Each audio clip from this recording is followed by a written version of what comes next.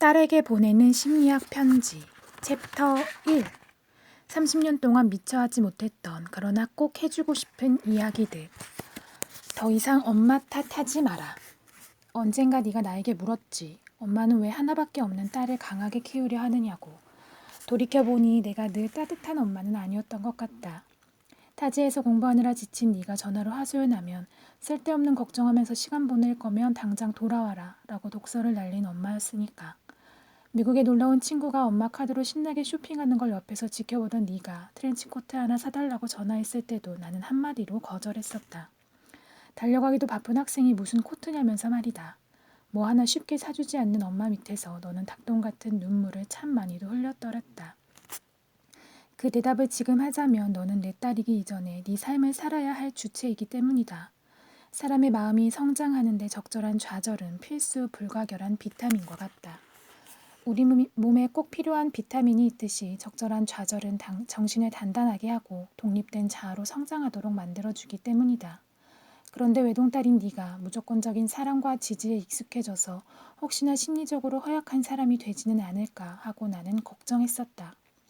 내가 어릴 때는 귀여움을 독차지하는 외동들이 많지 않았다. 대부분 여러 형제들에 둘러싸여 유년 시절을 보냈고 나 역시 6 형제들과 부대끼며 자라났다. 그래서 자연스레 부모님의 시야에서 조금은 비껴나 있을 수 있었고 내가 해야 할 일은 스스로 알아서 해야 했지.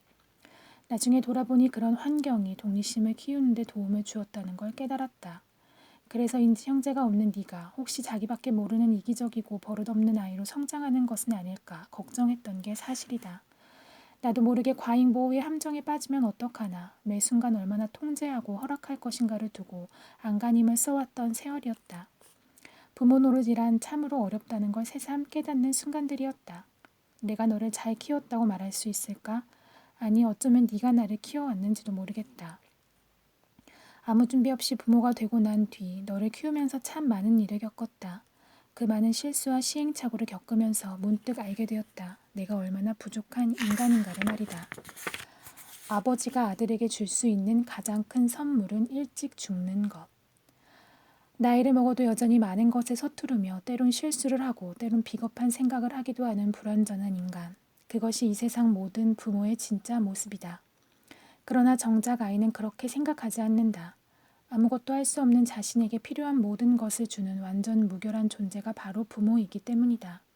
그래서 아빠가 하늘의 별을 따다 줄 것이라고 하면 진짜 그럴 거라고 믿는다. 그만큼 부모는 아이에게 늘 커 보이고 완벽해 보이는 이상적인 존재일 수밖에 없다. 특히 어린 시절에는. 종선 씨도 그랬다. 올해 28살인 종선 씨는 키도 훤칠하고 멀끔하게 생긴 청년이었다. 그러나 어느 순간 집안의 기대주의에서 문제아로 전락하게 되었고 우울증을 앓다가 부모님 손에 이끌려 병원을 찾았다.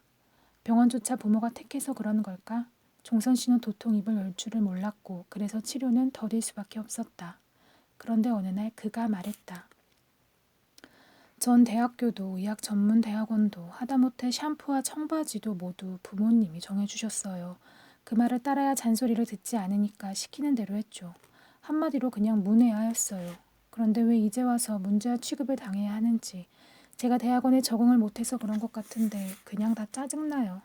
내 앞에서 무게 잡는 아버지도 대학원 동기들도 다 싫을 뿐이에요.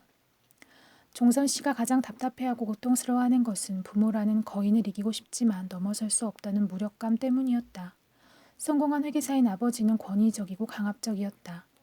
어려운 환경에서 자수성가한 아버지는 매사 소극적인 아들을 가만 놔두지 않았다.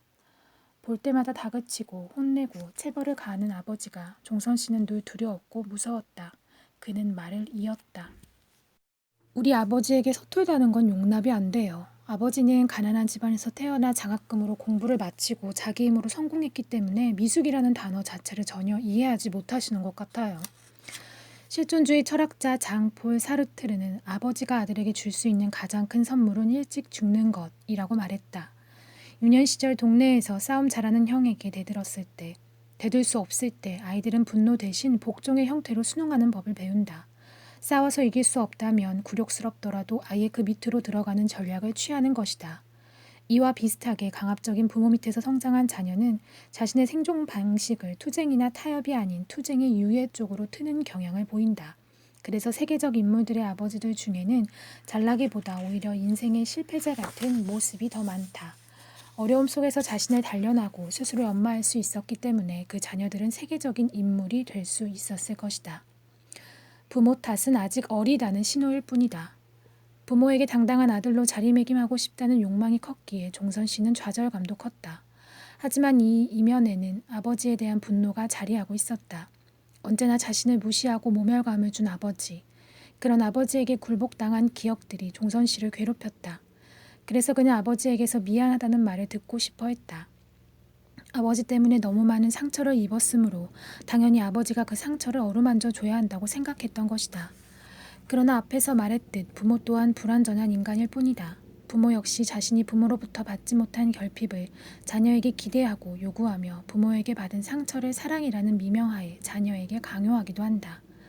그러므로 종선 씨에게 지금 필요한 것은 부모가 더 이상 거인이 아니며 완벽하지도 않은 한 인간임을 인정하고 받아들이는 것이다. 이제 와서 자신이 이렇게 쓸모없는 인간이 된 것은 다 부모 탓이라고 원망해봐야 상처만 더 깊어질 뿐이다. 한편으로 부모의 그늘이 너무나 크게 느껴지는 건 아직 자신의 길을 찾지 못했기 때문이다. 이미 어른이 된 종선 씨는 비록 그동안 부모님 의지대로 휘둘려 살았더라도 이제부터는 자기 뜻대로 인생을 설계해 나갈 수 있다. 그런데도 오늘날의 불행이 전부 부모 때문이라고 생각한다면 그것은 어쩌면 현재 자신의 삶에 대해 책임지고 싶지 않아 회피하는 것인지도 모른다. 종선 씨에게 필요한 건 적응을 못하는 대학원에서 벗어날까 말까가 아니라 절실하게 떠나고 싶은 길이 있는가, 내 인생을 나답게 사는 건 무엇일까에 대한 답을 찾는 일이다. 나는 종선 씨에게 더 이상 부모 탓이 유효하지 않음을 직면시켰다. 현재의 무능감은 부모 탓이 아니라 자신에 대한 불확신 때문이라고. 정작 이겨내야 할 것은 부모가 아니라 아직도 어리광을 부리고 있는 미숙한 자신이라고. 더 많이 자신을 들여다보고 더 많이 시행착오에 몸을 던져서 나라는 주체를 정립해 나가야 한다고. 가족은 구성원 개개인을 성숙한 인간으로 자라게 하는 토양이다. 아이는 부모의 사랑을 동력으로 삼아 무럭무럭 자라는 언젠가 부모 곁을 떠나 자신의 길을 걸어간다. 비로소 어른이 되는 것이다. 물론 아무것도 확실한 게 없고 위험하기 짝이 없는 세상에서 혼자 모든 것을 결정하고 책임져야 한다는 것이 결코 쉬운 일은 아니다. 때로는 가시에 찔려 상처를 입을 수도 있고 길을 잃어버릴 수도 있을 것이다. 그러나 아무리 힘들어도 살아있는 한 어떻게든 다시금 길은 나오게 되어 있다. 그러니 이제 엄마 탓, 부모 탓은 그만해라. 난 약해 빠졌어가 아니라 아직 해보지 않았던 거야 라고 스스로를 믿고 뚜벅뚜벅 걸어가면 될 일이다. 어떠한 순간에도 냉소적이 되지 마라.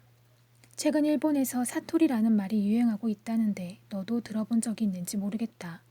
사토리는 득도를 뜻하는 일본어로 1980년대 후반 이후 태어난 10대, 20대 중반의 세대를 가리킨다.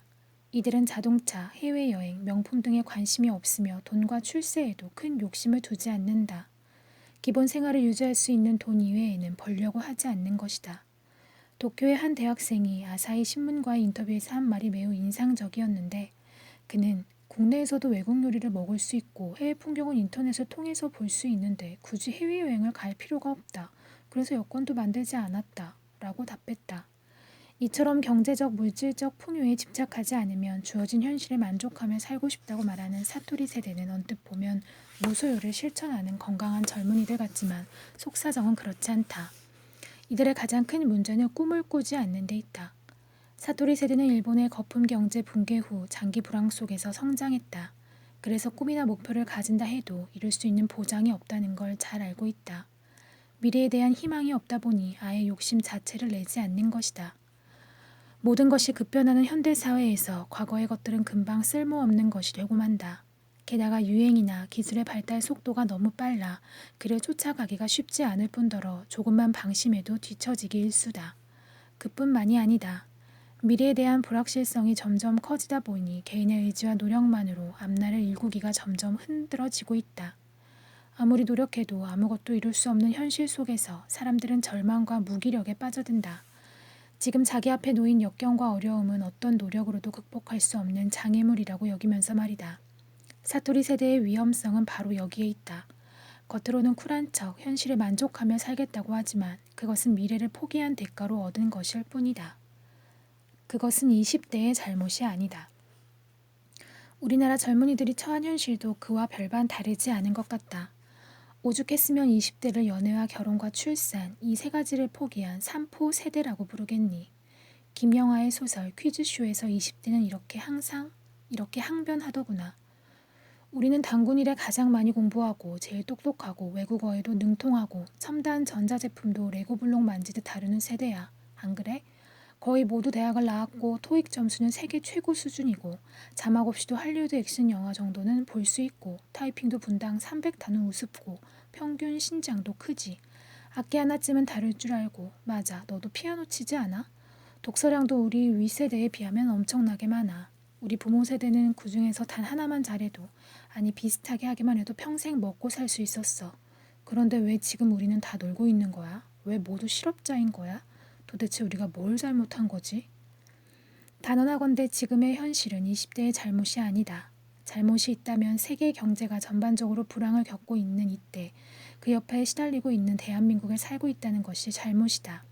그러나 기성세대는 여전히 자녀들에게 노력하면 누구나 성공할 수 있다고, 실패하는 건 노력하지 않기 때문이라고 가르친다. 그래서 바늘구멍만한 취업문을 뚫지 못한 대한민국의 젊은이들은 스스로를 쓸모없는 존재라고 여기며 어찌할 수 없는 박탈감과 좌절감, 무력감에 시달린다. 하지만 겉으로는 아무렇지 않은 척한다. 오히려 해봤자 뭐해, 안 될 게 뻔한데 라고 말하며 모든 걸 시시해하고 비웃는다. 보잘것없는 자신을 방어하기 위한 장치로 냉소적인 태도를 취하는 것이다. 따라 사람들이 젊은이를 보며 반짝반짝 빛난다고 하는 이유는 그들이 단지 나이가 어리기 때문이 아니다. 가진 것이 없어도 꿈을 꾸고 그 꿈을 이루기 위해 열심히 노력하는 모습이 예뻐 보이기 때문이다. 그러나 냉소로 가득 찬 젊은이들은 어차피 안 되는데 꿈을 꿔봤자 뭐 하느냐고, 나중에 오히려 실망만 커질 뿐이라고 말한다. 그런데 그들이 모르고 있는 사실이 하나 있다. 힘든 상황 속에서도 어떻게든 좌절을 이겨내려고 노력하는 사람은 언젠가 한 발자국이라도 앞으로 나아가게 되지만 냉소로 자신을 무장한 사람은 그저 제자리를 맴돌 뿐이다. 나중에는 해본 게 없어 정말 아무것도 할 수 없는 인간이 되어버리고 만다. 그러니 아무리 힘들어도 냉소적이 되지 마라. 냉소야말로 절망에 빠진 너 자신을 벼랑 끝으로 몰고 가 결국 스스로를 망치는 주범이기 때문이다. 빅터 프랭클이 우리에게 가르쳐 주는 것들. 여기 극단적인 환경에 처한 한 남자가 있다. 그의 이름은 빅터 프랭클. 신경정신과 의사이자 유태인이었던 그는 1942년 아우슈비츠 강제 수용소로 끌려갔다. 그의 소중한 부모와 아내, 자식들도 예외는 아니었다. 그런데 나치 친위대가 그의 가족들을 뿔뿔이 흩어놓는 바람에 생사마저 알 길이 없게 되었다. 그런 상황에서 그는 매일 살을 파고드는 추위를 견디고 빵 한 조각, 수프 한 그릇으로 하루를 연명하며 강제 노동에 혹사당했다. 수용소 생활은 참혹하기 그지없었다. 공포와 불안감, 더러움, 굶주림, 추위까지 가장 견딜 수 없었던 건 언제 죽을지 모른다는 공포였다. 누구든 배고픔으로 죽어갔고 누구는 전염병으로 죽어갔으며 누구는 매 맞아 죽었고 누구는 가스실로 끌려가 영영 돌아오지 못했다. 그러는 사이 수용소에 갇힌 포로들은 서서히 미쳐갔다. 수감자가 숨을 거두면 체온이 남아있는 시신 곁으로 가 그가 먹다 남긴 지저분한 감자를 낚아채고 시신이 신고 있던 신발을 바꾸어 가고 외투도 가져갔다. 또 다른 사람은 구두끈을 갖게 되었다며 좋아했다. 괴물이나 다름없는 인간의 본성이 여기저기서 날뛰는 그야말로 아비규환의 현장이었다. 이보다 더한 절망이 또 어디 있을까? 그런데 빅터 프랭클은 언제 가스실로 끌려가 죽을지 모르는 예비 시체로 인간이 경험할 수 있는 가장 혹독한 시련을 겪으면서 어떤 상황에서도 절대 빼앗길 수 없는 인류 최후의 자유를 깨닫는다. 그것은 바로 주어진 상황에서 자신의 태도를 취할 수 있는 자유였다. 우리는 의지와 상관없이 어떤 상황에든 처할 수 있다. 불의의 사고로 신체 일부분을 잃을 수도 있고 갑자기 사랑하는 사람을 잃을 수도 있다. 그 상황을 바꿀 힘은 우리에게 없다. 빅터 프랭클이 난데없이 수용소에 끌려가 강제 노동을 해야 하는 자신의 상황을 바꾸지 못했던 것처럼 말이다. 그러나 그 상황을 어떻게 받아들일지는 우리의 자유다. 안타깝게도 교통사고로 한쪽 다리를 쓸 수 없게 되었다고 치자. 그 상황에서도 살아있다는 사실에 감사하며 제2의 인생을 살아갈지, 한쪽 다리가 없어짐과 함께 삶도 끝났다고 울부짖으며 스스로를 파괴할지는 우리의 선택에 달려있다. 뿐만 아니라 빅터 프랭클은 인간은 왜 살아야 하는지 안다며 어떤 상황도 견딜 수 있다고 말했다. 실제로 수용소에서 삶의 의미를 못 찾은 사람들은 쉽게 삶의 의욕을 잃어버렸으며 수용소에서 끝까지 살아남은 사람들은 대부분 분명한 생의 이유를 가지고 있었다고 증언했다. 지금 절망에 빠져 있는가? 내 힘으로 할 수 있는 게 하나도 없어 보이는가? 사람은 누구나 절망에 빠질 수 있다. 그러나 그 절망에 머물 것인지 절망에서 빠져나와 희망을 되찾을 것인지는 자신의 선택에 달려있다. 빅터 프랭클은 수용소에서 풀려난 뒤 생사 여부를 몰라 애태웠던 가족들의 소식을 듣게 되었는데 모두 수용소에서 죽었다는 비보였다. 그는 이제 세상에 남겨진 건 혼자뿐이라는 사실을 절망하며 괴로워했지만 절망에 머물러 있지는 않았다.